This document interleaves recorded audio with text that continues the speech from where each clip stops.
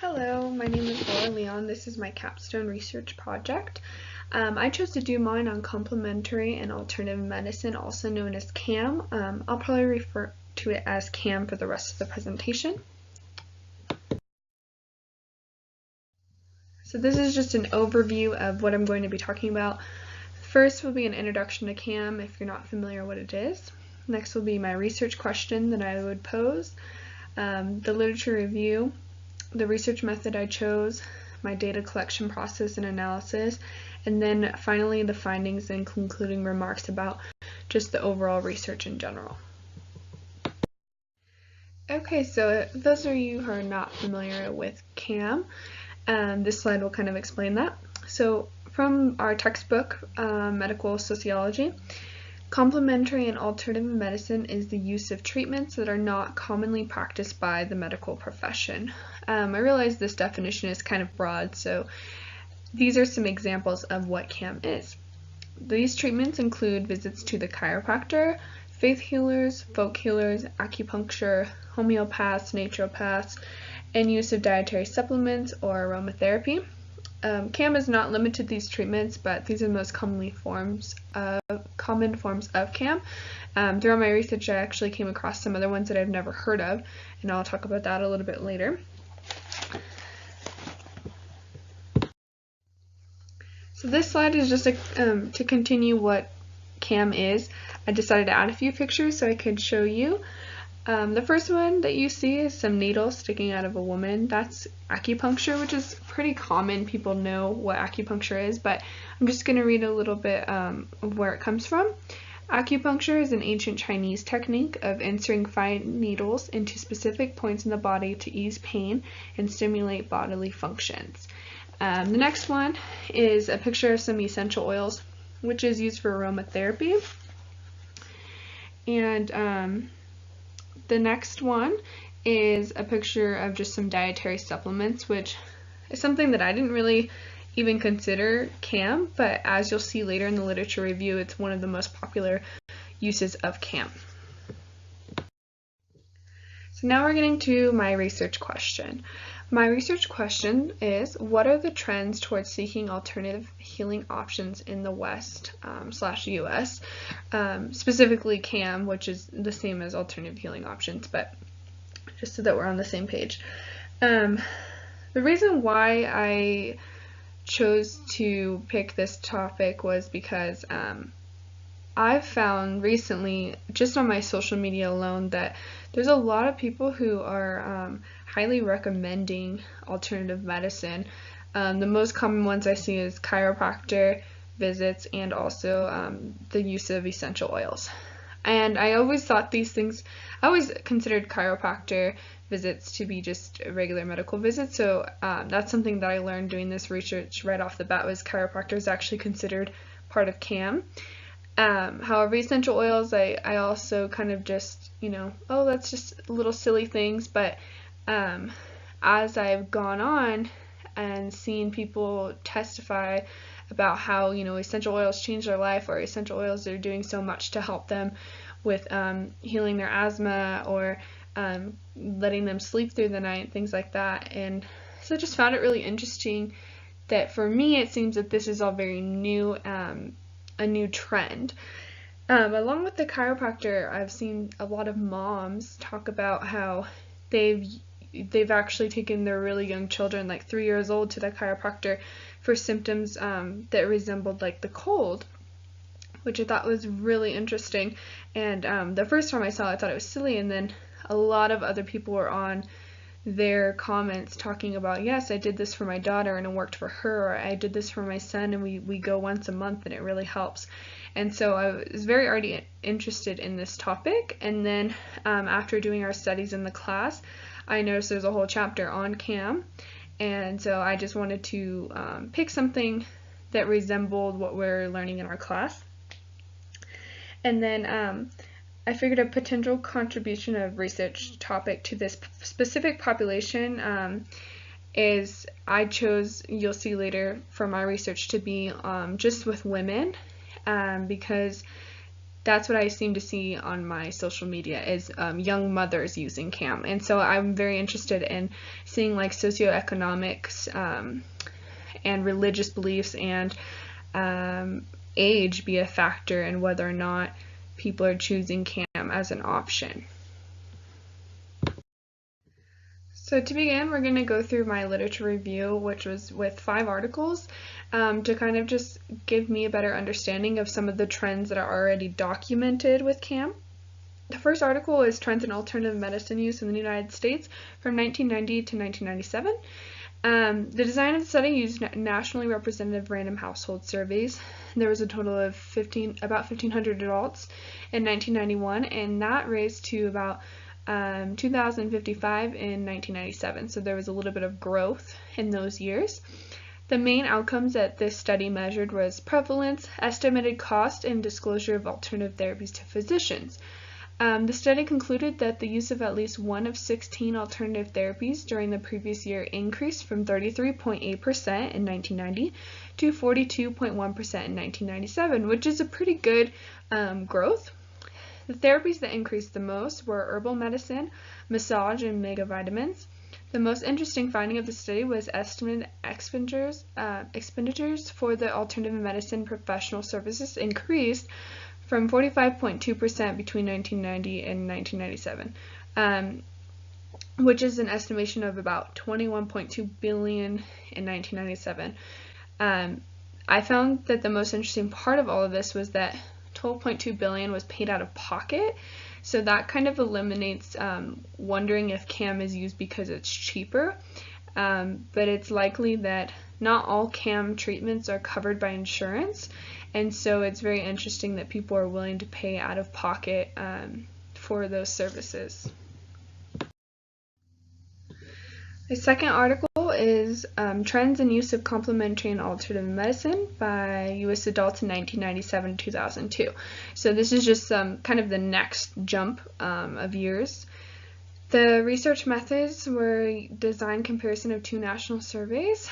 As you can see, I noted which surveys were used, the Alternative Health Complementary and Alternative Medicine Supplement to the 2002 National Health Survey.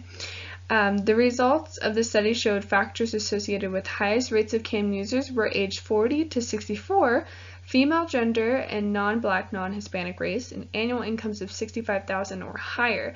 Overall CAM use for the 15 therapies common to both surveys was similar between 1997 and 2002. And the strongest use of treatment from CAM was herbal medicine and yoga. So it's a little bit different than what we saw in the previous one. And this one gives more of like a socioeconomic background of who actually uses CAM during this time. So the literature review for Article 3 is U.S. spending on complementary and alternative medicine during 2002 to 2008. This study used information on the medical expenditure panel, so this one also focuses more on how much money was actually made for treatments in CAM.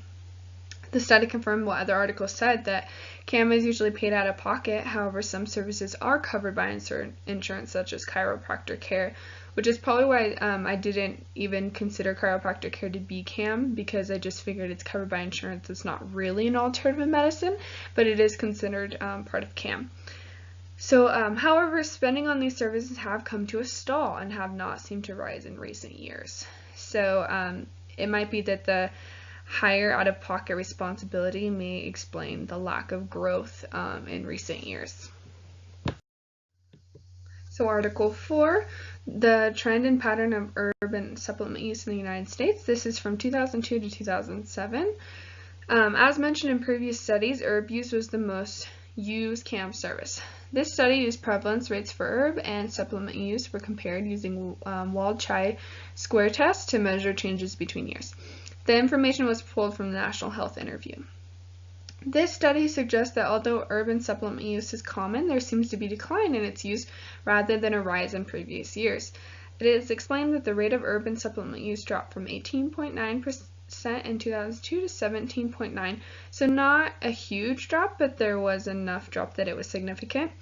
This decline in use was more pronounced among women, racial or ethnic minorities, and adults with low incomes.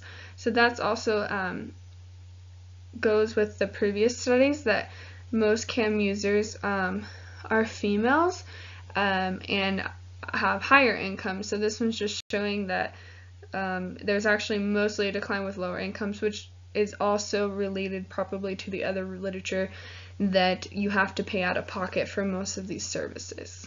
And here is Article 5, Trends in the Use of Complementary Health Approaches Among Adults in the United States.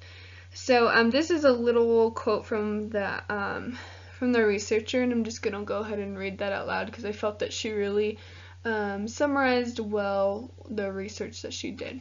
So overall, these nationally representative data indicate that 34% of adults use some form of complementary healing approach in 2012, and this is consistent with previous research. Past research demonstrates that consumers often use complementary approaches either to promote their health and sense of well-being or to alleviate unwanted effects of conventional medical treatments.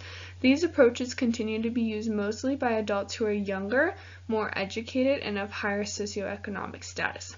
So something to note here is everything that that the author said aligns well with the other literature, except for there is one article that we did previously that said that it's actually more common in adults over 40, and now she is saying that it's more common in younger adults. She didn't really define what younger adults was, so it could still be considered 40, but over 40, probably not what she's talking about. So that was the only difference I saw here in the literature review, was it wasn't consistent with the other research. She does confirm in her findings that herbal and supplement use did decline, which is consistent with the other studies that we saw. And that she saw that there was a rise in acupuncture and naturotherapy and homeopathy seems to be on the rise. The article does ask interesting questions for further research to respond to. Some of these questions include, do patterns of usage reflect prescribing patterns, indicate subjectivity, perceived effectiveness of various modalities, or reflect an internet-savvy public able to stay abreast of current research? The last one is probably what was most interesting to me reading this article, because that's kind of why I wanted to do this research to begin with, was because of how much you can research on the internet and how much people were promoting this over the internet. So this is just a little bit of an overall literature review. So pretty much the current literature concluded that herbal and supplement use is the most used. Acupuncture seems to be slightly on the rise. There are only speculations to why certain uses of CAM services decline and rise. However, CAM services overall seem to be steady. It's just a matter of what specific CAM services they're using.